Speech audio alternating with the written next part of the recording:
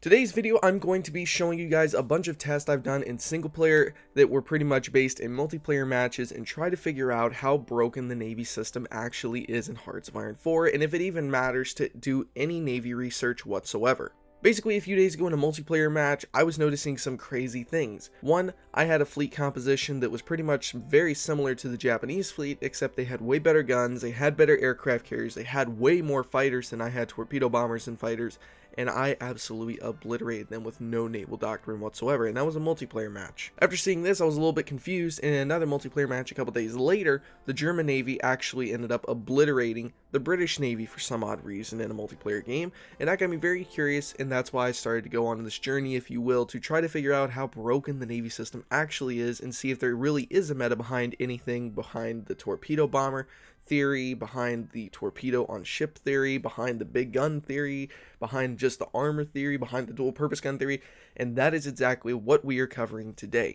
Now, I probably did testing for over probably 12 or 13 hours alone by taking small little breaks in between, but I'm going to show you guys pretty much the most ridiculous, insane testing that I was able to experience about it. Starting out, I was having a really odd issue. I noticed that in the beginning, Japan was winning every single battle. The 3 battles you're watching were actually the most favorable outcomes where the US was able to save the most of their ships, which make no sense to me whatsoever. After checking to see if maybe I put on extra gun or something, because I noticed the battle actually did show that one side had a slightly higher amount of weapons than normal, I realized I did. It was on the American side. So even with the destroyers having level 2 batteries compared to the Japanese destroyers having a level 1 battery, while everything else was the same, the US side was still just absolutely getting obliterated. After seeing this, I realized that this makes no sense whatsoever, that they would be outmatched to this level while being pretty much on the same playing field almost. I double checked to make sure there was no extra upgrades or radars or doctrines or anything. I even went to the extent making sure naval ports were not available in a region, naval forts themselves, which they were obviously nowhere nearby, no aircraft, nothing. So I shrugged it off and maybe it was just a roll of the dice thing. So then I decided, well, let me go ahead and throw aircraft carriers in the battle to see if the torpedo bomber idea would work. And you know what, honestly, yeah, it balanced it out. It balanced it out alright, but when going through the results, the aircraft carrier for some reason never did any serious damage. When the aircraft carrier joined the battle, what ended up happening is the damage the ships inflicted skyrocketed way more and caused way more enemy casualties. Now, even though I'm only showing you guys a couple of these tests, I actually did them 3, 4, 5 times, and I'm just showing you guys one of the clips as long as they all had the same results. So please, make sure you remember that. So at that point, I pretty much decided I needed to start out totally fresh to see if I've maybe made some kind of mistake. Since realistically, the Japanese should not be obliterating the US Navy to this extent in a 1-to-1 basis when they had the exact same fleets, exact same weapons, exact same tech layouts, and everything. While I was resetting everything, I noticed something really odd. When the United States goes to war with Japan, their war support was about 20% lower than the Japanese war support, which kind of clicked in my head, was usually about the average you were losing in battle. After that, I decided, well, let me go ahead and add the console command and add war support to it to make it balanced so the United States and Japan both have 84% war support.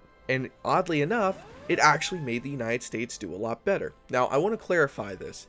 In the game, nowhere does it say anywhere in the code, in the description of war support, or anything, nowhere can I find that war support affects any kind of stats for the Navy, the Air Force, and it only affects stats for the Army defense on core territory, mobilization speed, the ability to change your economy, and that's really about it, other than command power gain. So that shouldn't affect Navy whatsoever. So I thought maybe it was the core territory of the islands that could be playing a role somehow. Maybe the game was calculating those in, and it wasn't really supposed to. After this, I decided to go ahead and think, okay, let me go ahead and try one more time, now that the United States and Japan are on an even level, and oddly enough, after adding the war support, the United States absolutely decimated the Japanese fleet compared to what had been happening earlier. After having one of the possibly oddest kind of experiences I've ever experienced in Hearts of Iron 4, where everything I thought I knew was being lit on fire while begging Paradox to please stop with the flamethrower, I had another idea. What if Japan and the Soviets became allies, and that way we could test it in other regions where there are no islands whatsoever, which apparently there's only one where the United States can actually reach. That is the West Emperor chain. Again, Here comes Paradox with the flamethrower absolutely confusing me. Then I decide, okay, what if somehow actually it is war support? Well, I removed all the war support from the US, all the stability from the US, and it, well, yeah. After seeing all this, I decided again to try the aircraft carriers, since I was going insane trying to figure this out, and this ended up being a video that really should have lasted only a couple hours to record to hour 12.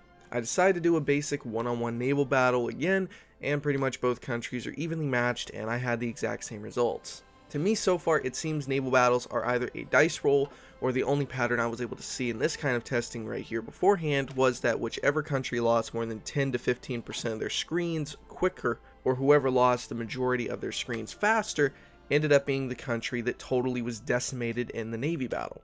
So that kind of threw me off a little bit too, but then I also checked the saves, and around 70% of the damage to the capital ships were actually from the heavy guns, and then the other ships, only 30 to 40% of the damage to screens were torpedoes. The majority of the capital ships on the side actually didn't suffer any torpedo damage whatsoever, unless all the screens were absolutely obliterated by the light guns from the other ships. So now I thought, okay, I have a little bit of an understanding on this, let's try the carriers again. Yes, it did balance it out a little bit, but I had a very odd circumstance. The battle was in favor of the Japanese a little bit more, but the only problem is that the American carriers were the ones that joined the battle. So for some reason now, when the American carriers joined with 240 torpedo bombers, the Japanese Navy actually did better, while the American carriers were actually causing some damage with the torpedo bombers to the enemy capital ships. And then, that is when I decided to add the Japanese aircraft carriers, and then they lost even worse. Again, I checked everything I could possibly find. They had fuel, they have no doctrines on either side, they both have all the fuel they need. The ships were exactly the same on every single level. The last thing I had any hope for to bring some sanity into this madness was to use the naval doctrines by maxing them out totally and completely. And of course, again, I was totally in disbelief. I was 100% not expecting this and was under complete and utter shock when I saw this. After giving the average Japan naval base strike research maxed out their doctrine all the way on the right side, and maxed it out right before they joined the battle, Japan still completely lost to the US Navy, which had no naval doctrines whatsoever. They had no naval or air doctrines. The last idea I had was just say forget all the rules and fall into the meta and simply max out torpedoes for Japan and leave the American Navy the way it is and just see how it works. After doing that, the stats did level off a little bit better, but still nowhere close to what would make sense, especially in a multiplayer match when people were actually engaging each other. When you look at the damage again, something crazy that makes no sense is most of the damage in the battle while maxing out torpedoes from Japan's side was that Japan's most of their damage was actually from the guns, not the torpedoes, which makes me believe that actually if you want to win a naval battle, you need screens. The experience I've taken away from this is, so far with what I've seen, the Navy system is almost a dice roll, it seems. I've tried using 1944 ships versus 36 ships, and it's all the same result.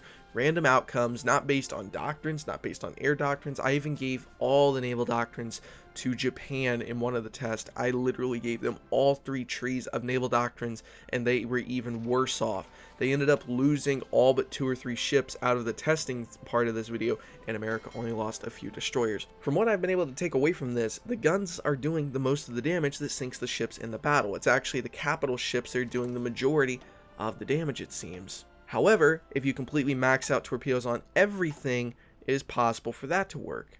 But from what I've been able to see today, the meta, it seems to me, is to have enough screens to take out the enemy screens first, and then the capital ships can engage the battleships, the heavy cruisers, or whatever other kind of ships that the enemy has. Then another option you have is to just work on your light batteries and then add torpedoes to your ships, and it seems that's what's actually causing the majority of the damage to the enemy. It's not the torpedoes, unless you have thousands of ships only with torpedoes on them.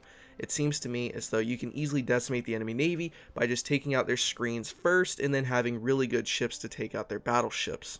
So yeah guys, that is my take on the Navy system, which in my opinion is quite broken right now to an extent. It is interesting, I will admit that, but that's really where I'm at right now. If you guys have any opinions on what you guys think the meta is right now, or if you just want to thank me for doing such a good job on this video and spending probably close to 20 hours worth of editing, script, and everything else, let me know down below. And guys, thank you so much for watching. I will see you guys next time. Stay awesome.